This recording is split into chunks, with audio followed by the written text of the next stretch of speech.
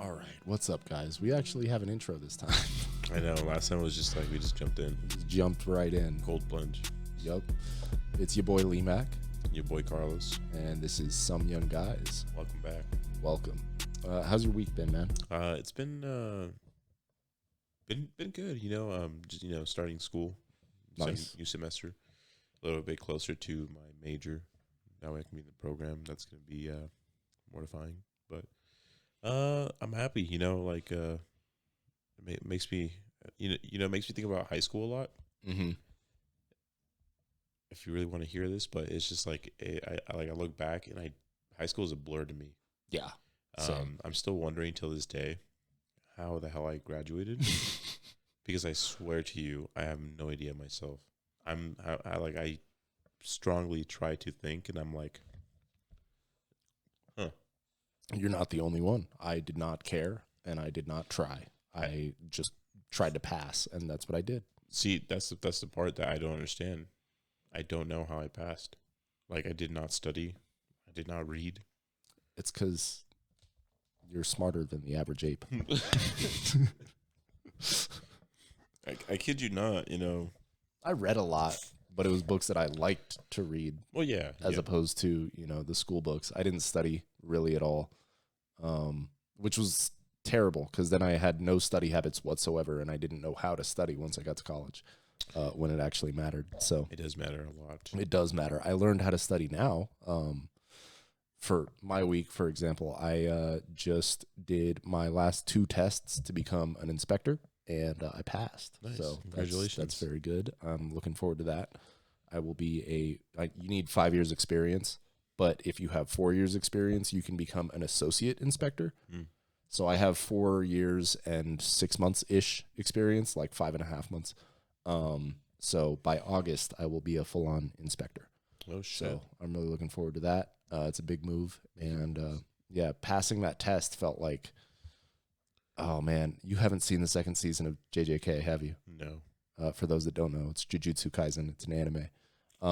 There's a scene in that anime where one of the main characters, he died, and then like the next episode, he comes back to life. Well, really, he didn't die. It just looked like he died, and then he learned this technique to heal himself. Anyways, he comes back, and he's like just in this state of euphoria because not only did he come back to life, basically, but he figured out this technique to heal himself, and then also figured out a way to use his powers, his like attack technique a lot better too. It's nerd stuff. But anyways, there's this part where he's like just in a state of euphoria where like the world is his oyster kind of thing. And that's kind of how it felt to finish my test. I just really related to that character in that moment.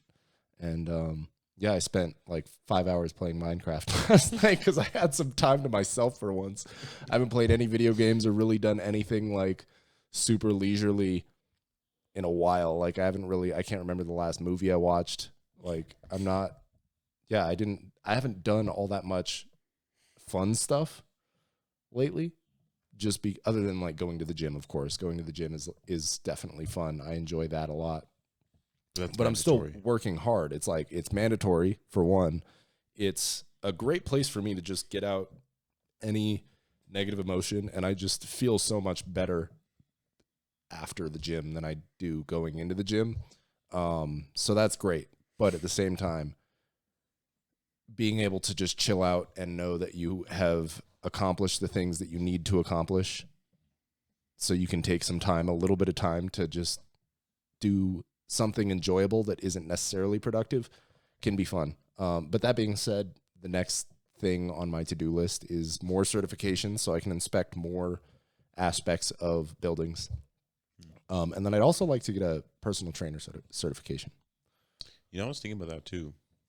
I was like, my lady told me, she's like, you spend so much damn time at the gym. Why not become a, personal trainer? But I feel like if you start becoming a personal trainer, you end up training less because you're training them and you're not working out as much. Yeah, no, I work at the front desk at the gym nearby, and it's a really nice gym. I like it. Just working there is really fun. It's a good escape from my main job. No stress. I'm still being productive, still making money, and I get to talk to all kinds of people. But I see the guys that are trainers there, and I don't see them working out as much. They do a lot of training, but they don't do as much working out as they did before. And so like that kind of becomes almost self-defeating. I don't know if I want to be a trainer. I could still do that, have just another certification, another thing under my belt that I can do to make money. So it's never a bad thing. It's not a bad idea, but that is one thing that I'm like, all right, I don't know if I want to be a trainer, because then I just end up training all the time instead of training other people instead of training myself. But, you know, in training other people, I learned to understand training better, and then I can train myself better and use my time more efficiently when I am training myself, and my workouts are more efficient. So, you know, there's something to be said for teaching as a means of learning yourself. Like when you teach something, you learn it that much better.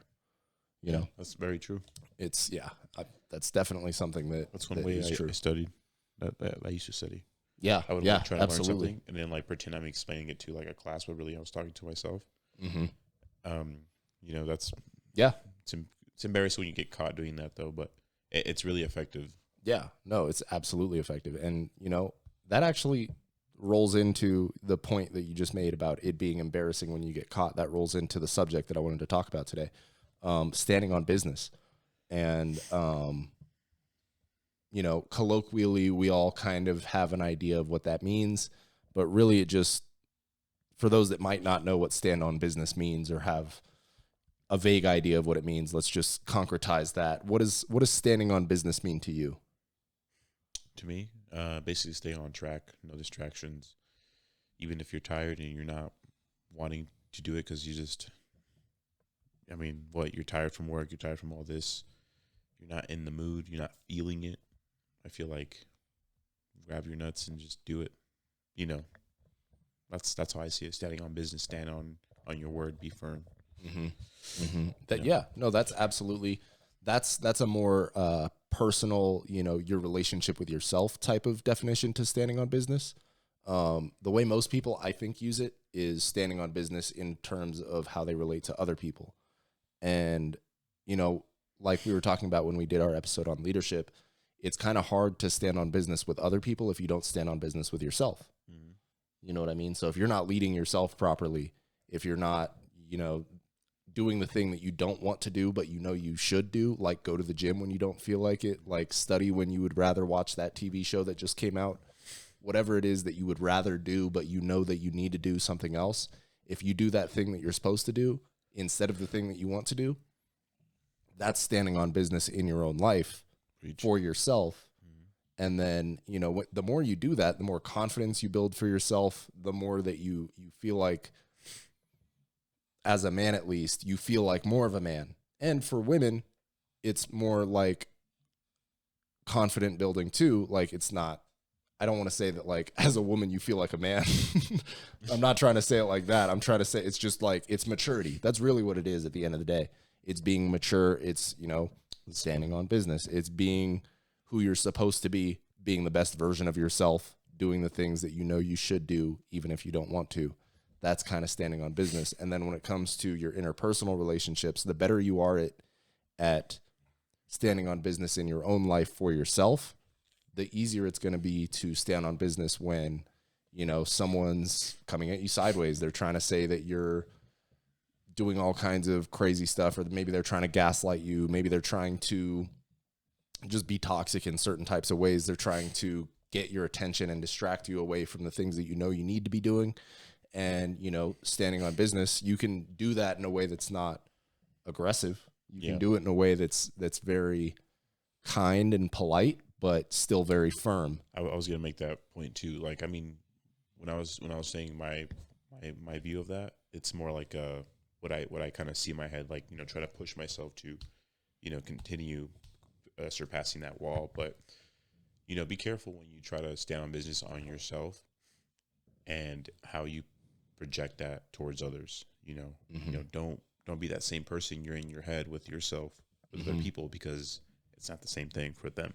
They might take you as arrogant, cocky, hot-headed, prideful, and then they'll be like, man, this guy's just an a-hole, you know? Yeah, absolutely. You can definitely come off as an asshole when you stand on business, and sometimes there are times for that.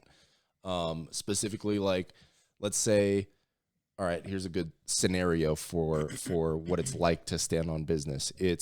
Your friends, they just want to go out and party, they want to go to the club, and you know, you've been really focused and dedicated on your fitness, you're eating well, you're not drinking, you're drinking a lot of water. You're not letting all of these different influences distract you from your mission. You know you have to be up in the morning and blah blah blah blah blah. All of these different things that you're trying to do for yourself to improve your life, but your friends, whatever party group that you might have, they want to, you know, go out to the club and they're begging you to go to the club and they're making all these excuses like, oh, it's so-and-so's birthday and you don't even really know so-and-so, but it's so-and-so's birthday. So that's a reason that you have to go for some reason. Or, you know, like, oh, you always do this. You're a party pooper. You're no fun, blah, blah, blah. They're really trying to gaslight you into thinking that you're weird or that you're the weird person for being about your business, for being about who you want to be, for taking your life seriously. And I'm not saying that they're not taking their lives seriously when they're trying to go to the club and party all the time, but the more they do that and the more you do the thing that you're supposed to do, the differences in results are going to show over time. Oh, yeah. And so standing on business, it could go as far as them being like, all right, well, don't text me anymore we ain't going to holla at you anymore since you want to be Mr. Perfect, Mr. Responsible all the time, never have fun, that type of thing. And they're just trying to use all of these emotional and psychological manipulations against you to make themselves feel better about it too, because they know deep down inside that going to the club and partying all the time isn't good for them. And now they're trying to gaslight you and make you think that you're the crazy person, you're the asshole, you're the weirdo for not wanting to go to the club. And, you know, if that means that friendship can't continue, that's a way that I would consider that standing on business. It's like, look, if that's the lifestyle you want to live, by all means go for it. But this is the lifestyle I want to live, and this is the lifestyle I'm going to live. It's and also your friends should respect that, because I mean, yeah, if you're not judging them, you're not pointing fingers at them for like drinking every weekend and all that stuff, going to clubs. What gives them the right to be like, oh, you think you're all Mr. Perfect, going to the gym? Oh, you know, like why can they do that? But if you were to judge them, they'll start hating on you. See, you start seeing like what truly is right and what's wrong. You know, same thing with God. You know, people that go to church, pray, you know, do devotionals, comparing to those people that like to go out, like to go do things that aren't right. You know what I'm saying? It's like, why is it that this looks a lot worse in the world, but this is acceptable? You know what I'm saying? Mm-hmm. But in reality, it's not. Yeah. You know, the world's upside down right now, man. It's crazy. It's just like, you know, just your friends should be able to respect your opinions and your, you know, where you're trying to achieve or where you're trying to go, you know. Because if they're truly your friends, they'll accept it. You know, they'll accept you and then understand what you're doing. And if they stick through it, I mean, you might even take them with you. Absolutely. I was just going to say that too, is like especially if you are kind and polite, but still firm about it. Like, hey, look, you guys can go and party and do all of that. That's fine. That's fun. If you want to hang out and do some other type of activities, that'd be great too.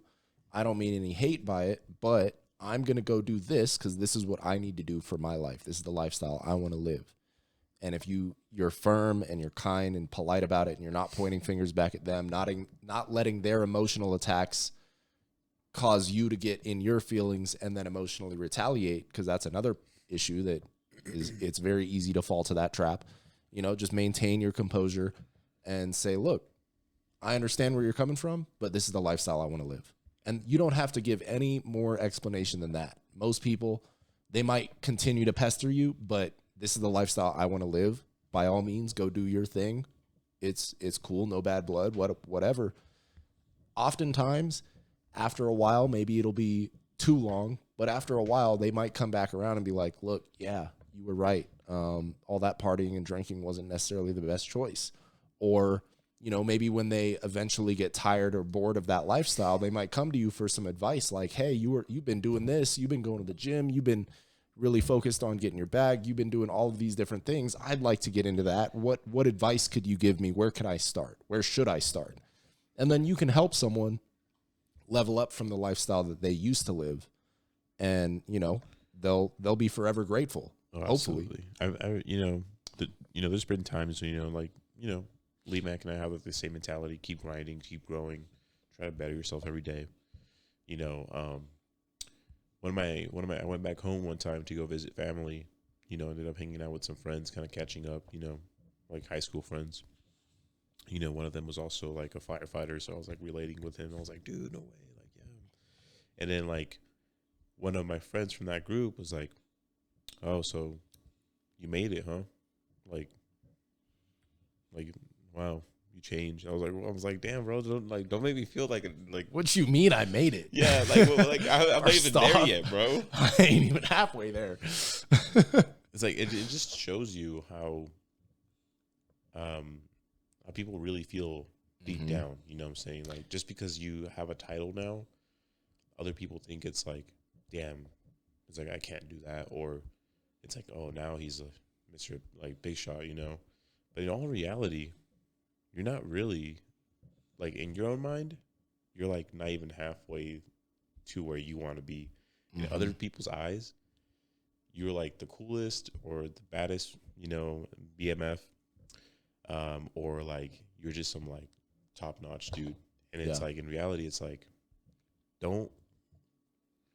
if you ever feel that way, someone starts telling you things that they're doing and they're progressing, don't get jealous. Don't get intimidated. Don't be like, damn, I'm never going to do that. Like, damn, I'm falling behind.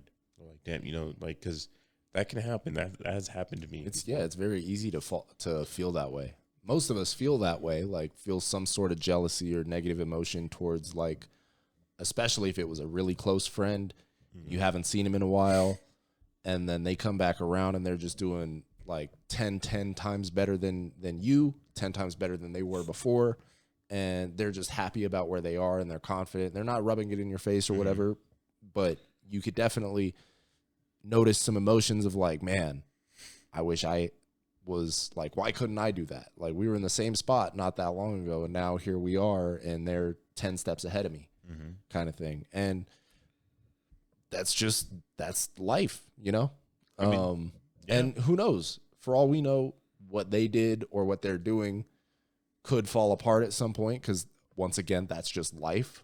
That happens to some people. Like some people are just doing, executing, and then whatever niche that they're in, that they're getting rewarded really well for, no longer becomes in demand. And then maybe what you were working on grows significantly, and now they're, they did really well and they showed that they can put in the work. And now that you're doing well, you have an opportunity to give them an opportunity to perform in the niche that you're in, possibly. You can give them an opportunity. Absolutely. That maybe they didn't extend you an opportunity when it was around the time, but maybe they didn't have an opportunity to extend. But if you have one to, like, I'm very, very much in the mindset that good things come back around, Oh yeah. Like when you do good for others, whether directly them coming back to you with some good thing for you as a reward, or just God, life, the universe, whatever you want to call it, rewards you in your time also. I very much believe that. Good works come back around. I'm a little opposite about it. I feel like good things happen and bad things happen, and sometimes people don't ever get whatever they deserve, or some people do get what they deserve, or vice versa, whatever. I just think like if you put in good, it's like those videos where it says double it and give it to the next person. That's how I kind of see good things. It's like, what, let's go ahead and help this person out today. And you never know, that little tiny help. Let's say you went to go push a car to a tire station that's like right around the block. This guy's tire popped or something. You made that guy's day. Like, thank you so much. And he's like trying to like, oh, here's like $10. Like, don't worry about it, man. Take care. God bless. Yeah. That's a good deed right there. Okay, good. Yeah, good deeds for the sake of feeling better about yourself is also its own reward. Like you can feel better about yourself when you do make a mistake, because eventually we all make mistakes and we all make choices that we're like, man, I really wish that I hadn't done that. Am I a bad person for making this choice? Those types of doubts will creep into your mind. but you can look back on all those times where you did something completely selfless. Like you did something completely selfless, like he said, push someone's car, didn't even tell anybody about it afterwards, didn't take a reward that they were trying to give you, like go way out of your way to help somebody for no reason other than because it's the right thing to do. That type of effort that you put into helping others just feeds into your own soul. It makes you feel better about, all right, maybe I am a good person. Maybe I do deserve to go to heaven. That kind of thing. And, you know, that type of action really just is its own reward, in my opinion. Yeah, I mean, everyone to each their own, you know, however you want to take it. I mean, you can't be doing that all the time because, you know, you can't pour from an empty cup. So if your cup is empty, maybe you should stop pouring into other people's cups. But if you have an opportunity to help someone, take it. Why not? I you know, personally, I feel like I just want to keep pouring, you know. Absolutely. I feel like especially nowadays, today, I feel like a lot of people need it, you know. Absolutely. You know, I mean, it's kind of, long story short, nowadays everything's like negative and positive, so it's like which one's winning, you know? Yeah. So it's yeah. like your There's choice. a lot of good and evil in the world, and we just got to keep trying to fight the good fight. Yeah. And you know, we're trying to keep these episodes shorter nowadays because I feel like that we both feel like that'll be better because people don't necessarily like listening to an hour-long podcast all the time. And we can definitely go for an hour because, I mean, if you've been listening, you know. Oh, anyways. But we're about 20 minutes in. And so I think, I mean, you know, keep fighting the good fight is a good note to leave off on. Stand on business. Stand on business. Make sure that you're, you know, leading yourself properly so that you can appropriately lead others. And sow good seeds, and you will reap good fruits. Yeah. Absolutely. All right, guys. It has been Some Young Guys. I'm Lee Mack. I'm Carlos. And we're just trying to solve the world's problems in a podcast. Thanks again. Peace. Bye.